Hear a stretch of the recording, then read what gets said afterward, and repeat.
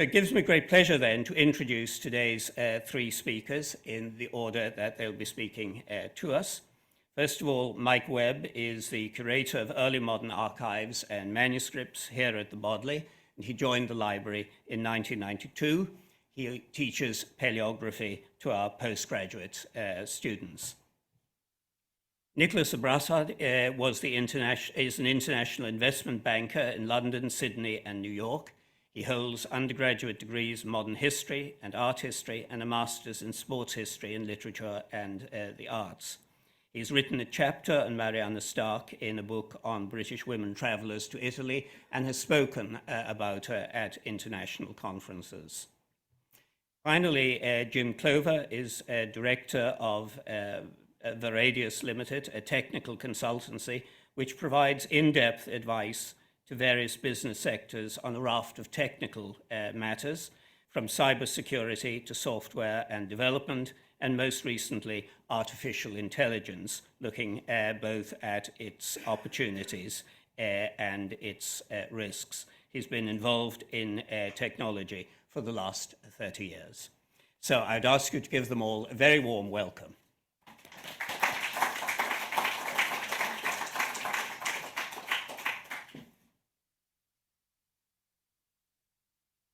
Everyone hear me? I'm on this microphone. Good, excellent. Well, I just thought I'd give a very brief overview of some of the subjects that we're going to be looking at today, which is about cryptography and codes. This will be very brief, and we'll get onto the more interesting, exciting bits very soon. And I just thought this whole issue of the encrypted diary, which has only just been deciphered, made me wonder about other documents in the library of a similar nature and where we stand with those and what maybe modern technology could do with those if it was given a chance. So I'm going to show you first of all, if I can. We have here a manuscript compiled by one John Wallis, who was a parliamentarian code breaker. He was also a professor of mathematics in Oxford.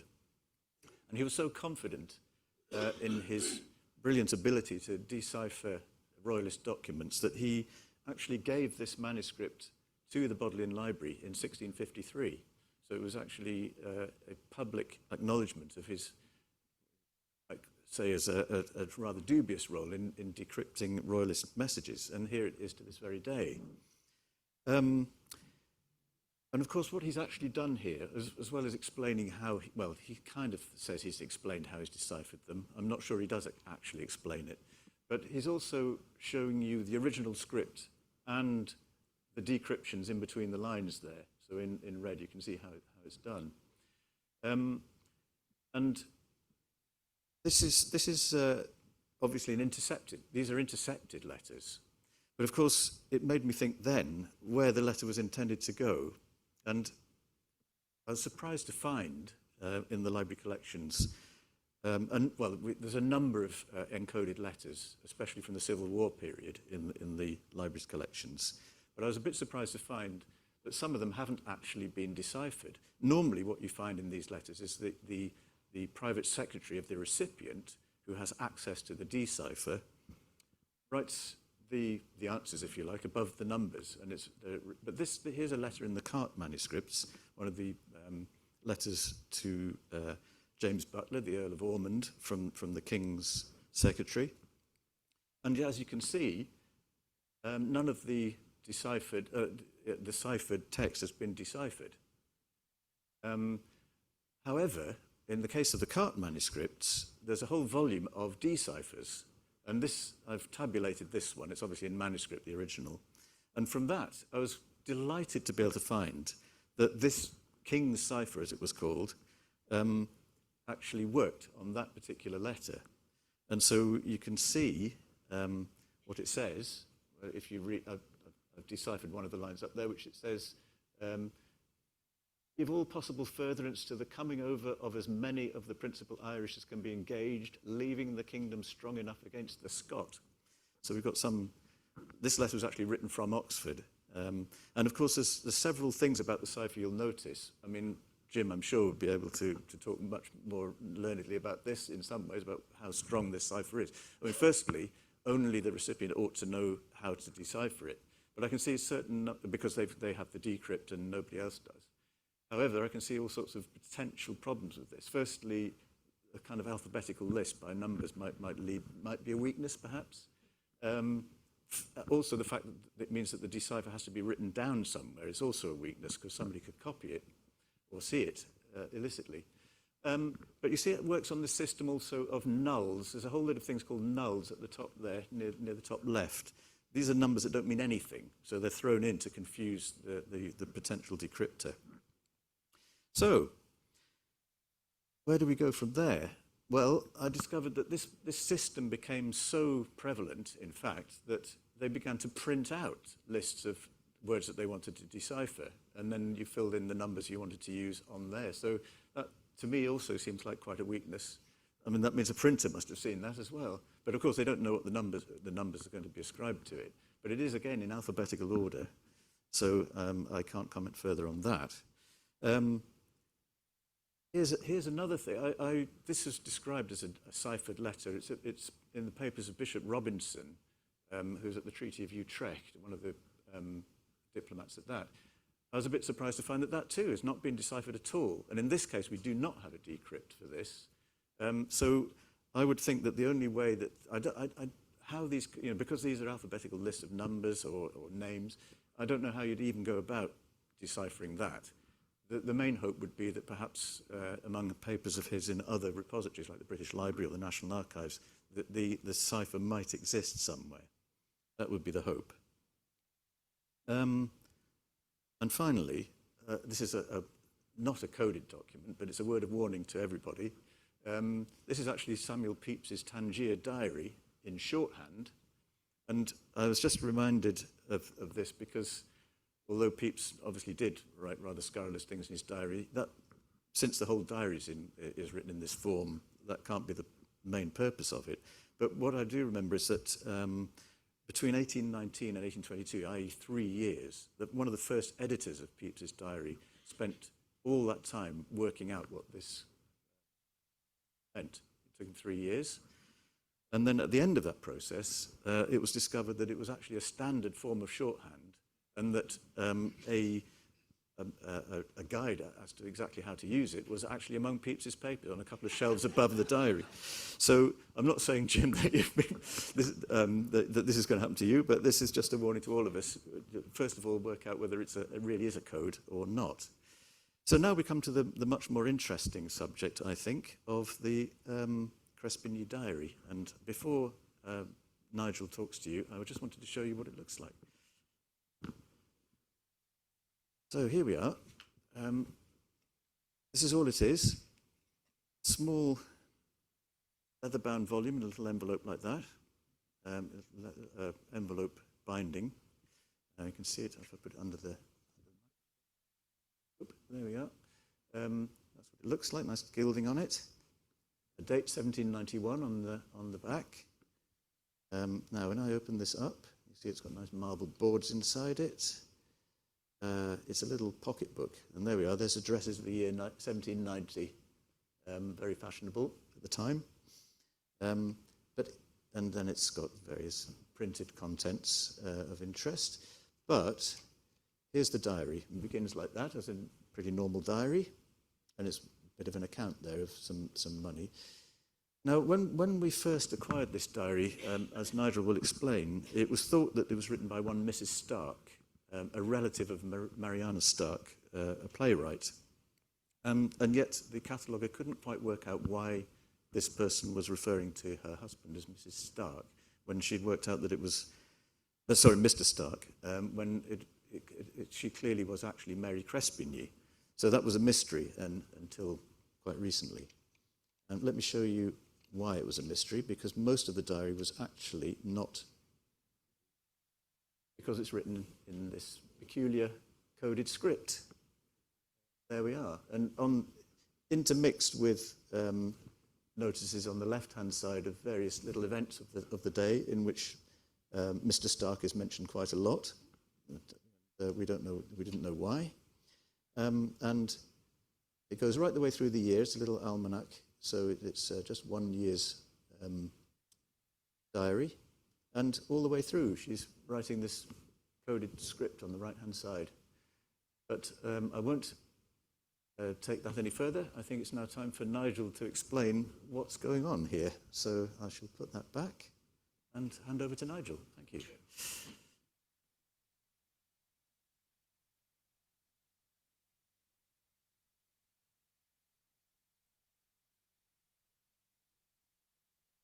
Ladies and gentlemen, today I invite you on a journey through the intertwined lives of two very remarkable ladies, Mary de Crespigny, a celebrated socialite and patron of the arts, especially women writers, and her protégée, Mariana Starke, playwright, art dealer, and inventor of the modern travel guide.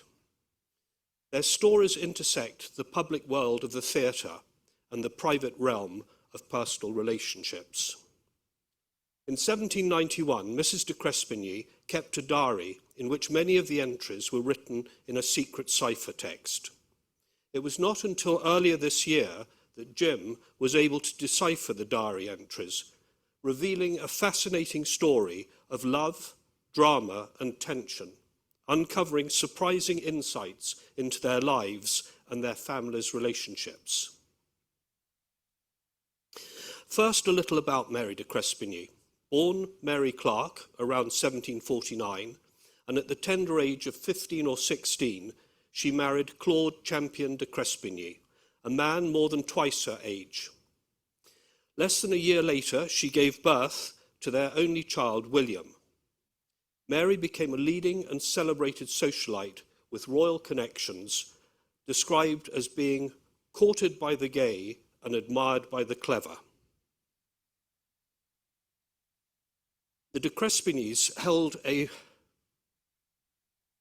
prominent position in fashionable society, exemplified by their hosting a fête champêtre in the gardens of their Camberwell home, Champion Lodge, attended by over 500 guests, including the Prince of Wales.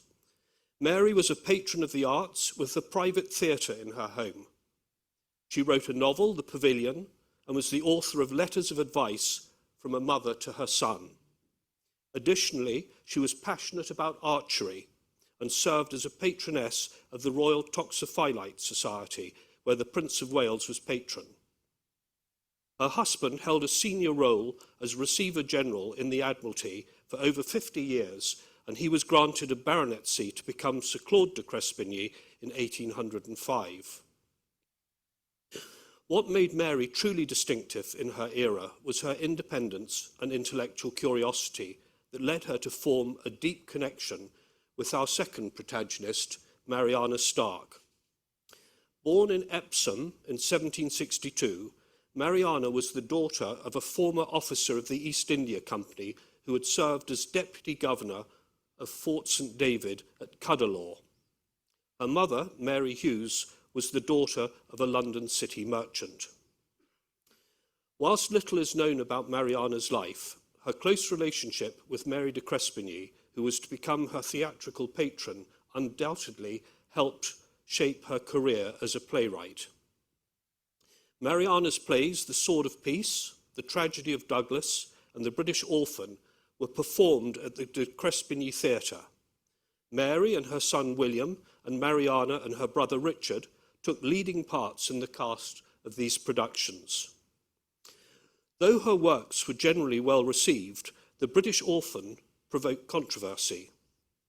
Mrs Larpent, the wife of the Inspector of Plays in the Lord Chamberlain's office, objected to her outré acting and its absurd subject matter.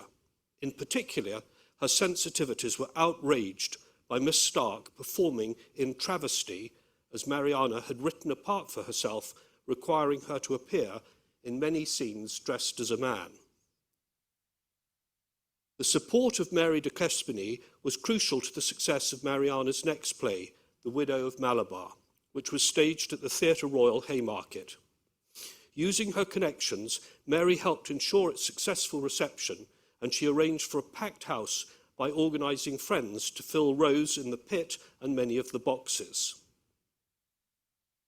Beyond the stage, their friendship deepened over the years.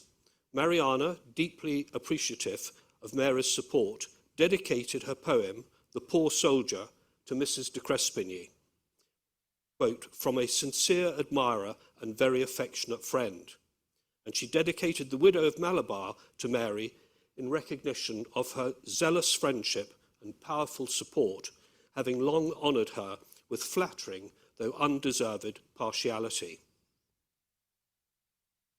Now let us turn to Mariana's remarkable contribution to travel writing.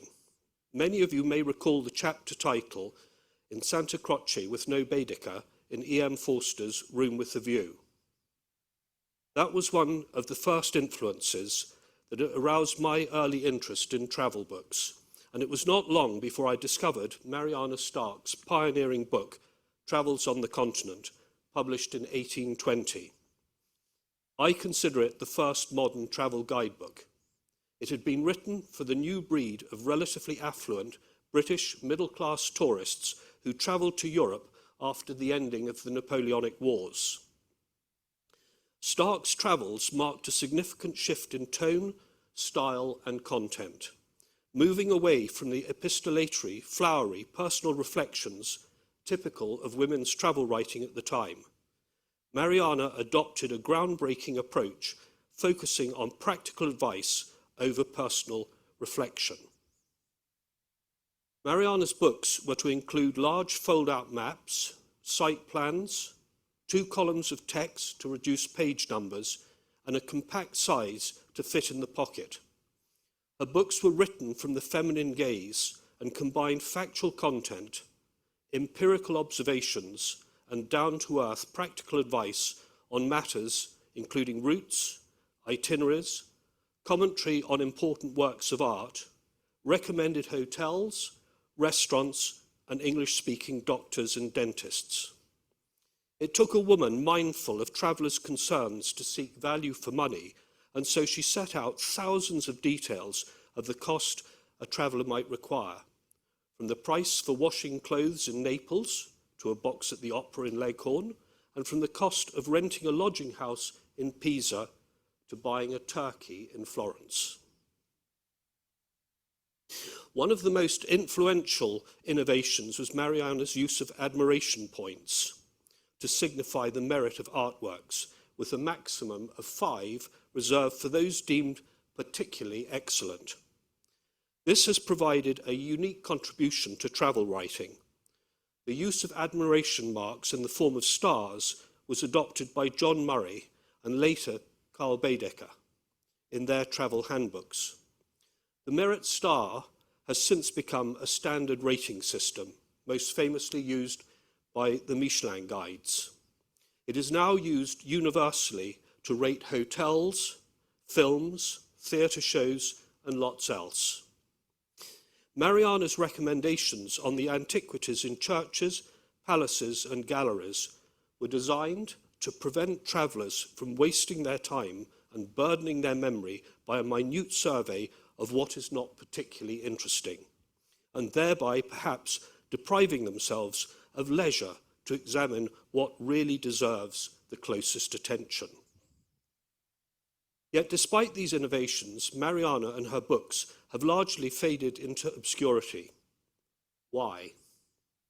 The archives of John Murray, her publisher, reveal a sobering story. As Mariana's books became bestsellers, Murray delayed the publication of new editions and made unilateral changes to the title and format of her works.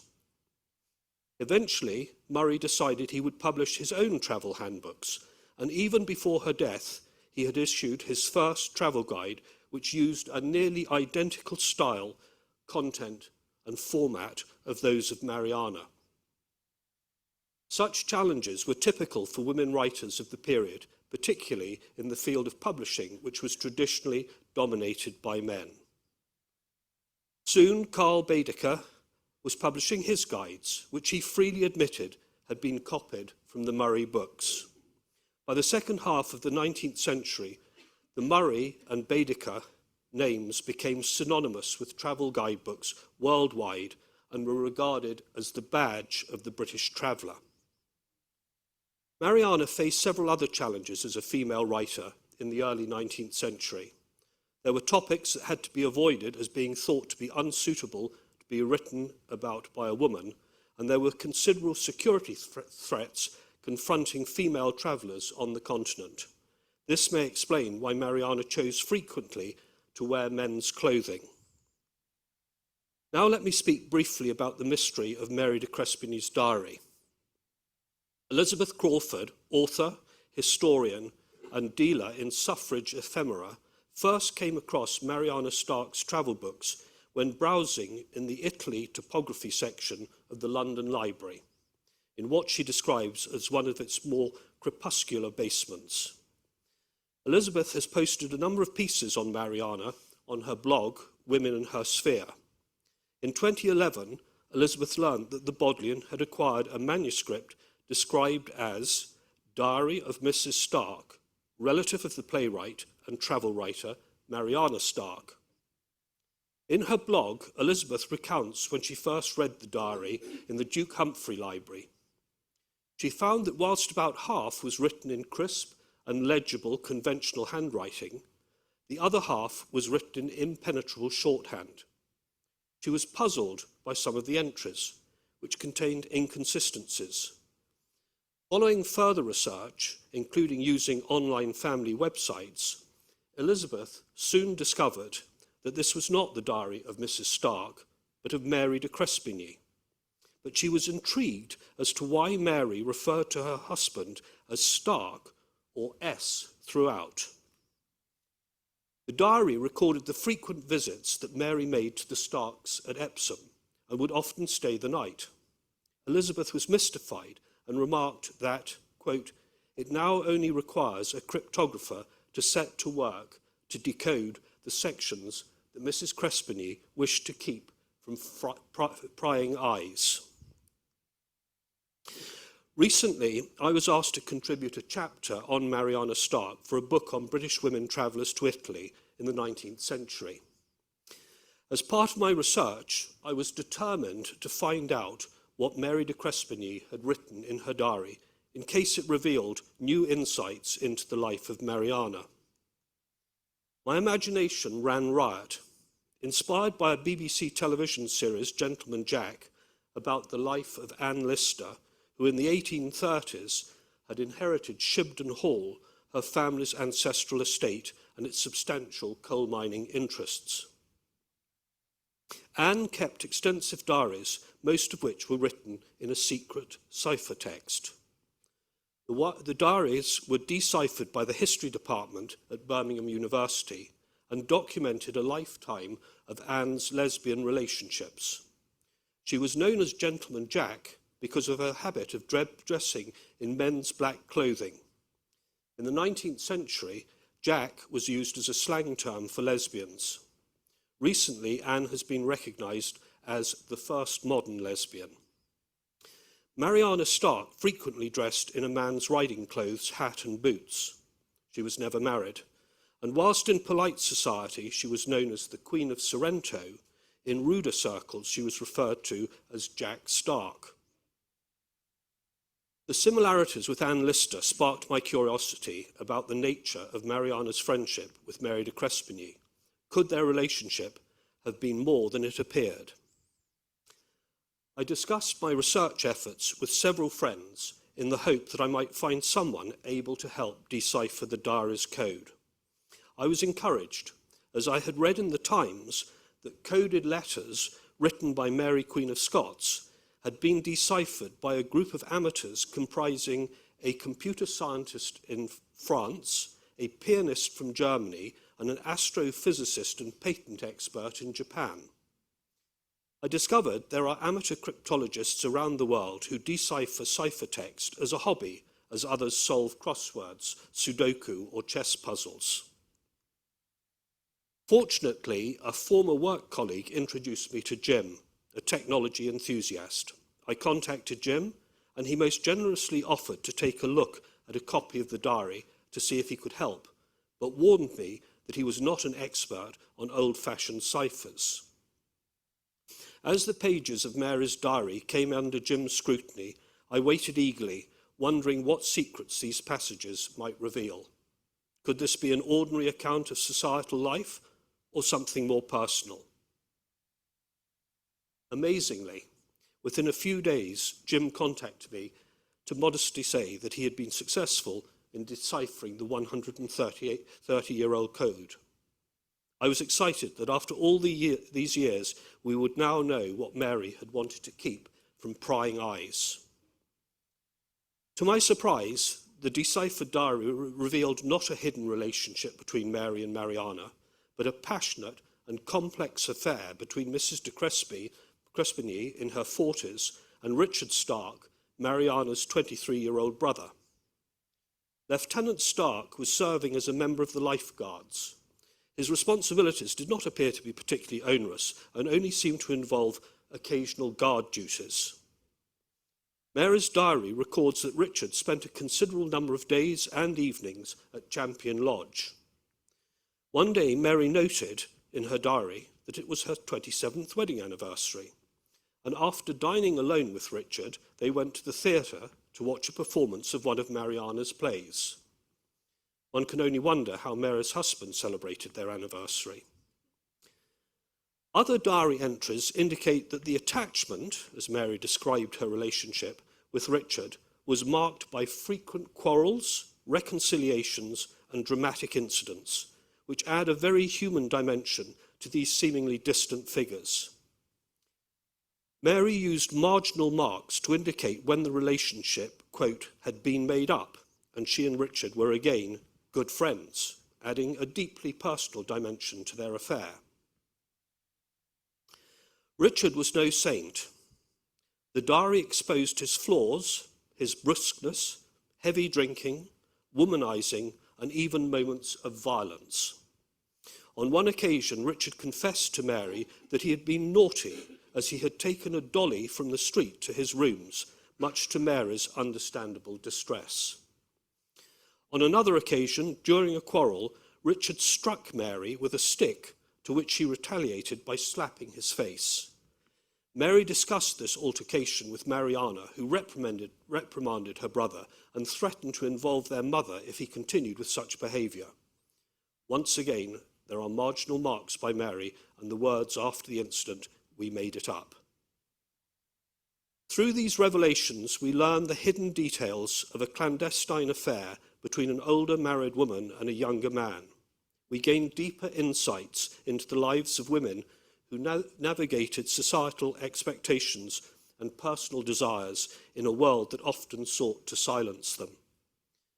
Cracking the Code provides a rare glimpse into the emotional complexity and sensibilities of life in the rigid world of the 18th century. Mrs de Crespigny Decoded Diary opens a window into the hidden lives of two fascinating women. The narrative of their friendship, creativity, and personal struggles invites us to question how many other voices, especially those of women, remain unheard in the forgotten corners of history.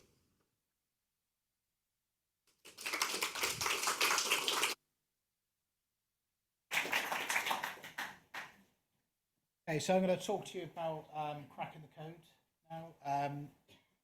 I've run this past my family, so hopefully it'll be something that we can get along with, but we can have obviously the... Sorry, beg your pardon, get told off at the back. So cracking the code. Just two key points that really helped me achieve the result that I got. One was asking Nigel to speak with Mike's team to get the diary properly scanned, so we could move on from the few generous pictures that were sent from mobile phone. To have really high resolution scans was critical to success in this. The second thing was a iPad Pro and an Apple Pencil, and you'll see why very shortly. But that sped things up no end once we were into the code. Wasn't me. Again, I am an amateur decoder, if you will, but I went for the obvious. When I received this request from Nigel, I was extremely busy with my business, so I left the cipher text up on 2 other screens and just let them rotate whilst I carried on my business. Now and again, I'd look over and stare at them. I printed them off at one occasion, sat down with my daughter and said, what do you make of this? You know, just to get another set of eyes on it. But ultimately, I'm looking for patterns. I'm looking for the cheapest, quickest way in. Okay, the, to, and they, he, she, so, we. I'm looking for things that are just common that might get me in to this. The thing that, as you can see at the bottom there, that was really getting my interest was this L shape symbol, because it kept appearing at the beginning of things, and especially with 2 and 2, I called these the seagulls. In the end, you end up start calling different symbols little pet names. So the seagulls, 2 of, could that be a T? Again, who knows? But you've got to start at some point and almost start backing yourself. So to do that, what I decided to do was I couldn't type the cipher. I couldn't do anything with it because it was stuck in this diary. So I'm sure people have used screenshots on their computers. So I took baby screenshots of each symbol, tiny little screenshots off of those really high resolution scans, and I put them next to an arbitrary letter, A, B, C, D, E, F, G, all the way to Z, and I planted a random symbol next to one because now I could type the cipher. I couldn't put on a keyboard, so I can now start typing the letters. Okay. And as I'm scanning through the pages, glancing over, spending a couple of hours here and there where I could, I came across this very long word. Now, bear in mind, I don't know at the moment if this is French that's been enciphered with this symbol cipher. I don't know what language behind this. I'm just going with the idea that it's English, okay? Because I've got to start from somewhere. And going through the diary, you would find in this very small diary, of course, she's written these various words out. This seemed to be the longest word that appeared. And I've circled there the L's. Remember we looked at the L's before, the T's? So I've now, again, we're just assuming here, as I was at the time, what if that is TT at 2nd and 3rd and T at 10th? Take it a step forward. How many letters that are commonly used across the English language would have T's in those positions? That's the symbols now all written out, what they actually mean in real life. And the reason I did that was to give Nigel a keyboard that he could use his own tablet to type out on. And by typing out the symbols now, we get this absolute garbage, but I can now type the cipher, which is EDDEAMLBGD for those that can't see at the back, at the bottom there. The idea now was obviously I've got D's representing the L's that may represent the T's, yeah? I need to be able to work out how many times in the across the most common 1,000 English words ever, how many have that position of 2, 3, and 10? And when I wrote a little program, and I actually had a chat with artificial intelligence, which was unfortunately not a lot of use on this occasion. I'm a massive advocate of AI, but we ended up confusing ourselves, so we went our separate ways. But I put in EDDEAMLBGD, and all I got back was teethridge, attachment, and attainment. But I'm really excited by those T's, yeah? And we've got 2 possibilities there. And based on what Nigel, again, and it's very much a partnership, based on what Nigel had told me about the characters, there's probably something going on to cause a person to encipher in their own personal diary. It's going to be sensitive information. So I'm kind of leaning towards attachment. Could be attainment, but it certainly isn't teethridge. Okay. Could be. I could be completely wrong. So let's go with attachment. Again, let's assume, because it's progress. There's no guarantees, but it's progress. But either way, with teethridge out of the game now, we've probably got A, T, and E, which is quite huge, getting into any sort of symbol cipher or any cipher.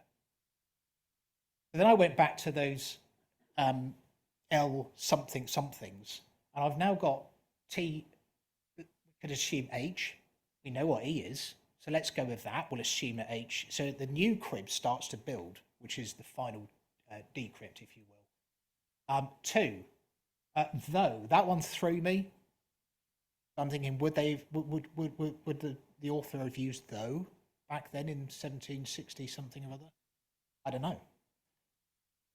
So there's where the iPad comes in and the iPad pencil, because I've got these really high-res scans as pictures, and I can edit them just by writing my guesses underneath. So I'm rubbing out, guessing, rubbing out, guessing. So modern technology meets a diary from 1760, and we've got a great partnership. Because I can sit there just guessing and putting new guesses into the crib. Getting words like this, getting honest things, I was really starting to feel confident now that I was going to be giving Nigel a nice phone call that we were going to be in. And that was one of the first pages that I did. You can see the original symbol cipher at the top and then the text beneath it. Good day. Okay. So yeah, so we had a timeline of 14th of July when we first had a chat, and 28th we were about 95% of the way in, and then everything was finalised by 17th of August. This is anybody into their software development? Okay, you can show your hand. So this is basically the program that was used to produce the result, and you could type in any word. So if we found more documents in the future, again going back to Mike's point, we could probably just carry on typing it out. And again, just some more of those really useful high-res scans of my awful scribblings underneath. Just showing you the progress as we're going through converting the symbol cipher back into plain text. That's my brief. Thank you.